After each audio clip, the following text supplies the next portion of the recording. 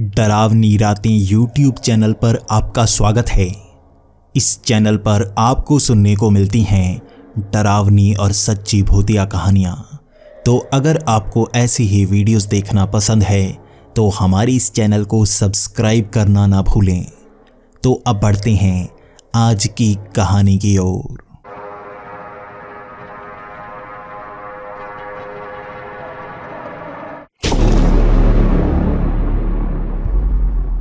हमारी आज की कहानी हमारे साथ शेयर की है पालमपुर से संदीप जी ने। संदीप जी, आपका बहुत बहुत धन्यवाद। तो अब इस कहानी को सुनते हैं संदीप जी की ज़ुबानी। हेलो दोस्तों, मेरा नाम संदीप है और आज मैं आपके साथ हमारे शहर की 2 साल पुरानी घटना शेयर करने वाला हूँ। उस समय हमारे यहाँ काफ़ी ज़्यादा टूरिस्ट आ रहे थे और वो टूरिस्ट यहाँ कम रुकते और आगे की तरफ ज़्यादा निकल जाते। लेकिन कभी कभी हाइकिंग करने के लिए भी टूरिस्ट यहाँ पर आते हैं, इसीलिए यहाँ पर काफ़ी ज़्यादा होटल बने हुए हैं। लेकिन कई लोग ऐसे होते हैं जो होटल में रहना पसंद नहीं करते। वो अपना टेंट अपने साथ लाते हैं और वो किसी ना किसी पहाड़ी पर रुकना पसंद करते हैं। यहाँ पर ऐसे बहुत सारे लोग आते हैं। हरियाणा और पंजाब से सबसे ज़्यादा टूरिस्ट हमारे यहाँ पर आते हैं। उस दिन मैं भी शाम को मंदिर वाले रास्ते पर जा रहा था और मैंने वहाँ पर 3-4 टूरिस्ट घूमते हुए देखे। वो हाथ में कई सारे पेपर लेकर इधर उधर घूम रहे थे। मैं 2-3 बार वहाँ से निकला तो वो वहीं पर जैसे रास्ता ढूंढने की कोशिश कर रहे थे। पहले तो मैं उनके पास जाना सही नहीं समझ रहा था, लेकिन बाद में मैंने उनकी मदद करने के बारे में सोचा। मैं उनके पास जाकर उनसे पूछने लगा आखिर उन्हें किस तरह की मदद चाहिए। उन्होंने बताया कि वो किसी पहाड़ी के ऊपर हाइकिंग करना चाहते हैं और वहीं पर रुकना चाहते हैं। मैंने पास की रेंज के कई छोटे पहाड़ों के बारे में बताया, क्योंकि बड़े पहाड़ों पर रात को रुकना काफ़ी ज़्यादा खतरनाक हो सकता है, लेकिन फिर भी वो वहीं पर रुकना चाहते थे। एक पहाड़ी जिसे उन्होंने चुना वो वहाँ पर जाना चाहते थे, लेकिन मैं भी उन्हें बार बार मना करने लगा कि उस पहाड़ी को पवित्र माना जाता है और वहाँ पर रुकना बिल्कुल नहीं चाहिए। मैं उनके पास काफ़ी देर से खड़ा था और उनके पास से शराब की दुर्गंध आ रही थी। इस तरह की हालत में वो किसी पवित्र पर्वत पर नहीं चढ़ सकते या किसी पहाड़ी पर भी नहीं चढ़ सकते। वहाँ पर कई तरह के मंदिर होते हैं और वहाँ पर चढ़ने पर हमें पाप लगता है।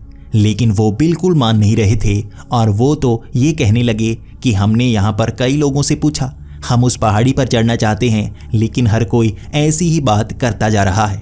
मैंने फिर भी उनको कह दिया कि आप अगर उस पहाड़ी पर नहीं चढ़ेंगे तो अच्छा होगा, वरना आपको पाप लगेगा।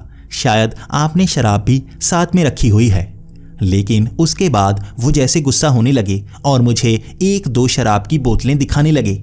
ये देखो, ये हम बियर अपने साथ ले जा रहे हैं।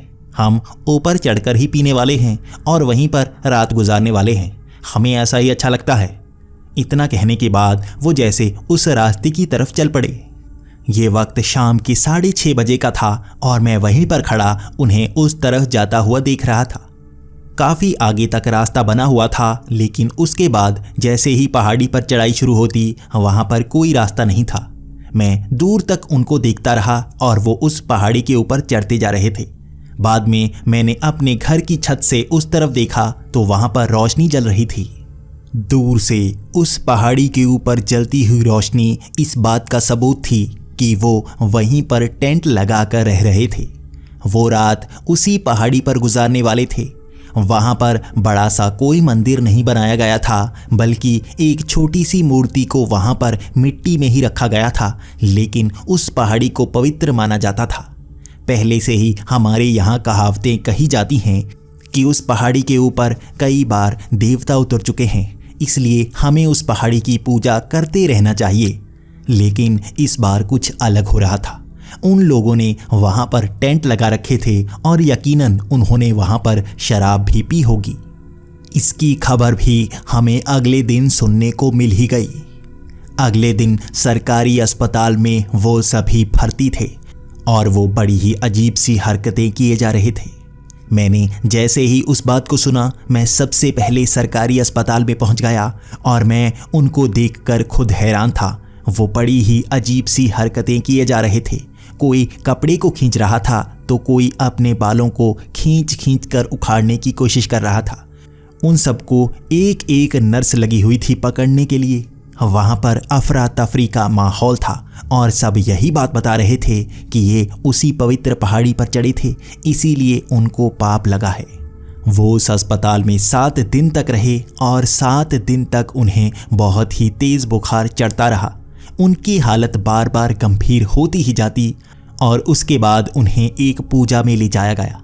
यहाँ पर एक बड़ी पूजा की गई, जिसके बाद उनको धीरे धीरे असर होना शुरू हुआ। उनका बुखार उतरना शुरू हुआ और वो भी अपनी गलती मानने लगे। उन्होंने खास तौर पर उस पहाड़ी पर सफाई करवाई, क्योंकि उनका कहना था उन्होंने वहाँ पर काफ़ी ख़राब सामान फेंका था। शराब की बोतलें भी फेंकी थी।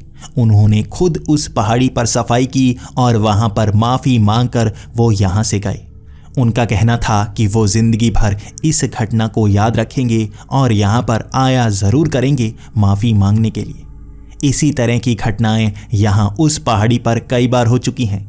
कई लोग वहाँ जाकर गलती कर ही देते हैं। इससे पहले भी 2 लोग बीमार हो चुके थे जिन्होंने उस पहाड़ी पर चढ़कर सिगरेट पी थी और वो भी यहाँ पर 5 दिन तक बीमार रहे थे। उनकी सेहत बहुत ज़्यादा खराब हो गई थी और इसी तरह एक आदमी उस पहाड़ी पर मरा हुआ भी पाया गया था। शायद उसने उस पहाड़ी पर कोई ना कोई ऐसी हरकत ही की थी। आज भी यहाँ पर उस पहाड़ी को पवित्र ही माना जाता है और कोई भी उस पर चढ़ने की कोशिश नहीं करता। मैं इस घटना के ज़रिए आपको ये बताना चाहता हूँ कि भले ही पहाड़ों में कोई ज़िंदगी नहीं होती, लेकिन कई पहाड़ पवित्र होते हैं। हमें उसकी आस्था को बनाए रखना पड़ता है।